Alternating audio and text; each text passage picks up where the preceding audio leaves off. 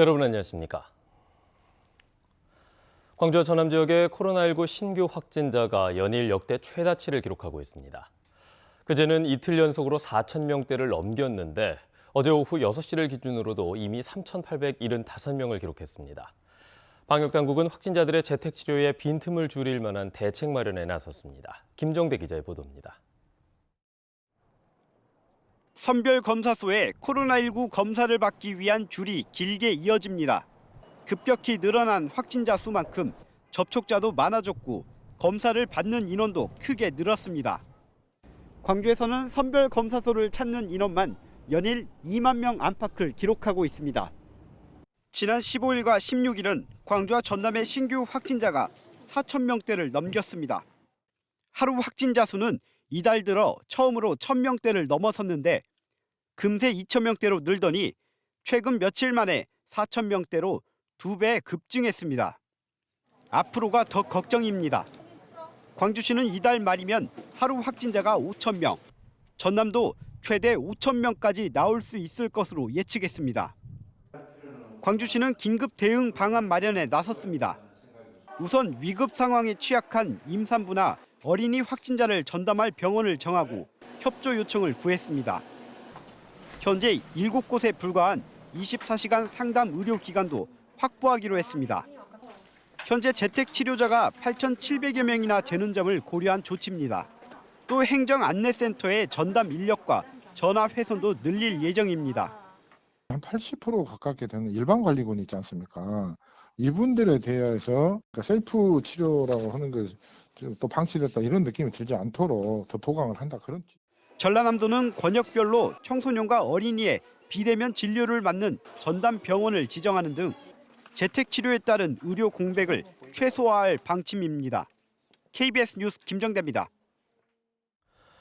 국민의힘 윤석열 대선 후보가 복합 쇼핑몰을 광주에 유치하겠다고 한 발언과 관련해 민주당과 국민의힘 간의 공방이 이어지고 있습니다. 민주당은 반대한 적이 없다며 윤 후보의 발언이 허위라고 주장했고 국민의힘은 공개적인 토론을 제안했습니다. 보도에 이성각 기자입니다. 복합 쇼핑몰 유치 발언은 윤석열 후보의 광주 집중 유세에서 나왔습니다. 호남의 민주당 일당 독점 정치 문제점을 지적하면서 시민들이 원하는 복합 쇼핑몰을 민주당이 막고 있다는 주장입니다. 시민이 원하는데 정치인이 무슨 자격으로 이런 쇼핑몰 하나 들어오는 거를 막을 권리가 있습니까? 안 됩니다, 이거. 대전에 가보시고 대구로 가보십시오. 왜 광주만 없습니까? 민주당이 전통시장에 가서 대기업 복합 쇼핑몰을 유치하겠다는 건 모렴치라고 비판하자 국민의힘 이준석 대표는 윤 후보의 광주 쇼핑몰 유치 공약은 즉흥적인 것이 아니라 정책 검토를 마친 것이라며 민주당의 TV 토론을 제안했습니다. 논란이 이어지자 민주당 광주시당은 유치를 반대한 바 없고 지금 찬성과 반대를 논하기보단 코로나19로 고통받는 소상공인 지원 방안을 논의할 때라고 반박했습니다. 또 국민의힘 토론 제안에 대해서도 사실상 거부 입장을 밝혔습니다. 복합 쇼핑몰에 대한 토론보다는 우선 그런 소상공인들과 자영업자들을 어떻게 여야가 초당적으로 지원할 것인가라고 하는 논의가 저는 우선이다라고 생각을 하고.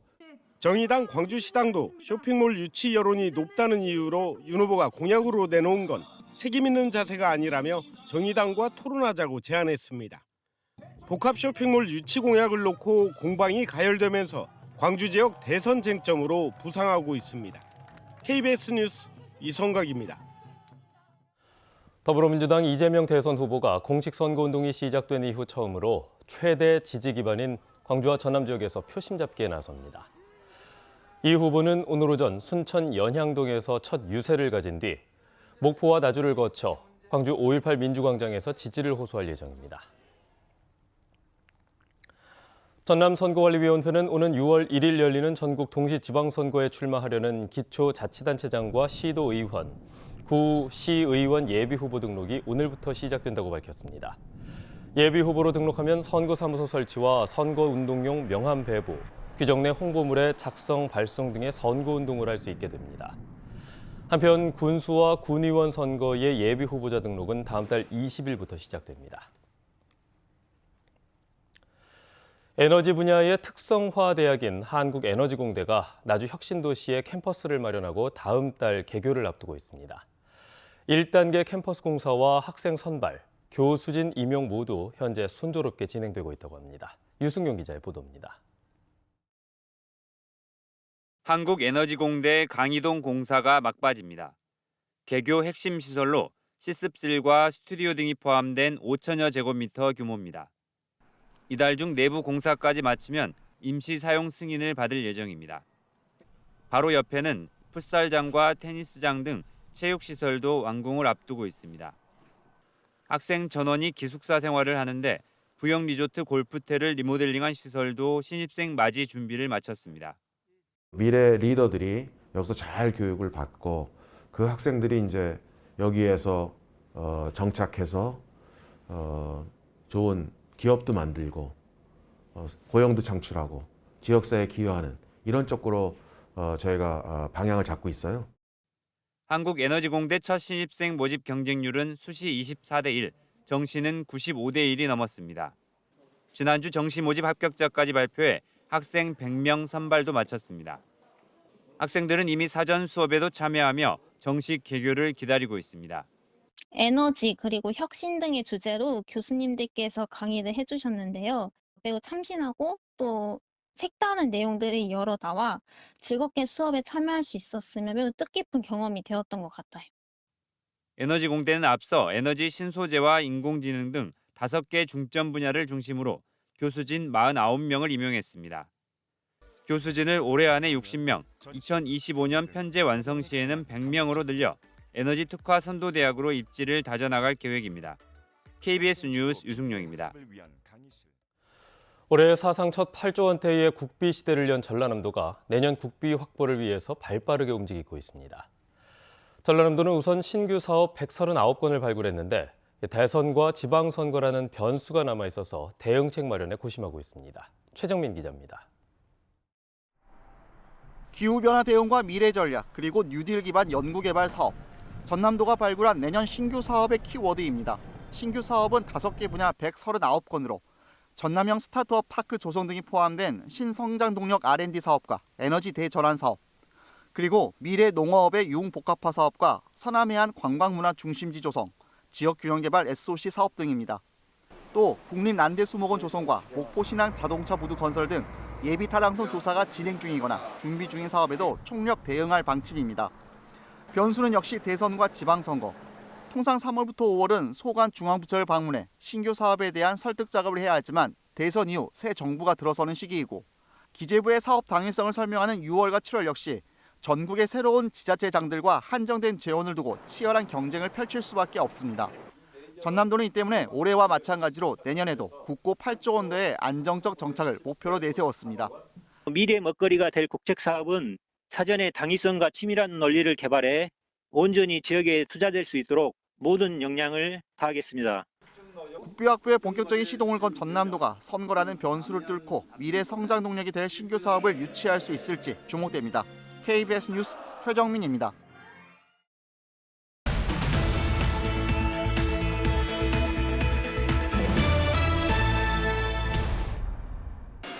현대삼호중공업은 기본급 7만 1,000원 인상과 경력금 200만 원 지급 등의 노사 합의안에 대한 조합원 총회 결과 66.5%가 찬성해 2021년 임금 협상을 마쳤다고 밝혔습니다. 또 노사는 제도 개선 TF팀을 함께 운영해 임금 제도 개선과 고용 안정, 사내 협력사의 처우 개선 등에도 함께 노력하기로 했습니다. 원앙소리의 이충렬 감독이 진도를 무대로 제작한 영화 매미소리가 오는 24일 전국에서 개봉합니다. 이 감독의 영화 매미소리에는 진도의 전통 민속놀이인 다시래기를 하는 아버지와 매미소리에 대한 트라우마로 자살 중독자가 된 딸이 20년 만에 다시 만나 서로의 상처를 보듬는 이야기가 펼쳐집니다. 전남 드래곤즈가 이번 주 토요일 안양 종합운동장에서 FC 안양을 상대로 시즌 첫 경기를 치릅니다. 전남은 새롭게 합류한 공격수 박인혁, 코보소 출신 플라나 등의 활약으로 첫 승을 기대하고 있습니다. 여수시가 시내버스 노선 가운데 일부를 개편해 다음 달 1일부터 운영에 들어갑니다. 이번 노선 개편은 주 52시간제 적용에 따른 운전원 근로시간 단축과 택지 개발 등으로 바뀐 도시 여건을 반영하기 위해 추진됩니다. 지금까지 단신브리핑이었습니다. 호반건설에서 특혜성 납품 계약을 따낸 혐의로 재판에 넘겨진 이용섭 광주시장의 동생이 징역 1년 6개월을 선고받았습니다. 광주지법 형사 9단독 김두희 판사는 특가법상 알선수재 혐의로 기소된 66살 이모 씨에게 징역 1년 6개월을 선고했습니다. 재판부는 이 씨가 시장 출마 예정자의 친동생이란 점을 내세워서 광주시정을 부정한 이득을 취하는 수단으로 전락시키고 공무원의 직무 수행에 대한 신뢰를 훼손했다며 양형 이유를 밝혔습니다. 이 씨는 호반건설 측에 광주시 민간공원 특례 사업에 대한 편의 제공을 제안하고 133억 원 상당의 철근을 납품해 4억 2천만 원의 이득을 취한 혐의로 기소됐습니다. 5살 조카를 때려서 숨지게 한 혐의를 받는 40대 고모가 구속됐습니다. 전남경찰청은 지난 14일 저녁 장흥의 한 아파트에서 조카를 수차례 때려서 사망에 이르게 한 혐의로 41살 이모 씨에 대해 신청한 구속영장이 어제 법원에서 발부됐다고 밝혔습니다. 법원은 증거인멸과 도주의 우려가 있다며 영장을 발부한 것으로 전해졌습니다. 이 씨는 A양에 대한 폭행을 일부 시인했지만 사망에 이른 것은 사고였다면서 혐의를 부인한 것으로 알려졌습니다. 일본 강제동원 손해배상 소송의 원고로 참여한 박혜옥 할머니가 그제 향년 93세의 나이로 별세했습니다. 박혜옥 할머니는 1944년 일본 미쓰비시 중공업에 강제동원됐고 지난 2018년 미쓰비시를 상대로 제기한 소송에서 최종 승소했지만 일본 측의 사과나 배상을 받지 못했습니다. 박혜옥 할머니의 별세로 미쓰비시 중공업을 상대로 한 피해배상 소송 원고 가운데 생존자는 5명에서 2명으로 줄었습니다. 구례군이 경찰서장의 땅에 석축 쌓기 공사를 하면서 허가 절차도 어겼다는 KBS의 보도와 관련해 감사에 착수했습니다. 구례군은 해당 공사와 관련한 행정행위에 법적인 하자가 있었는지 확인하기 위해 건설과와 산림소득과 등 4개 부서를 대상으로 특정 감사를 벌이고 있다고 밝혔습니다. 구례군은 땅 소유자인 A 총경이 허가 없이 나무를 베고 가설 건축물을 불법으로 세운 사실을 확인하고 시정 명령도 내렸다고 덧붙였습니다.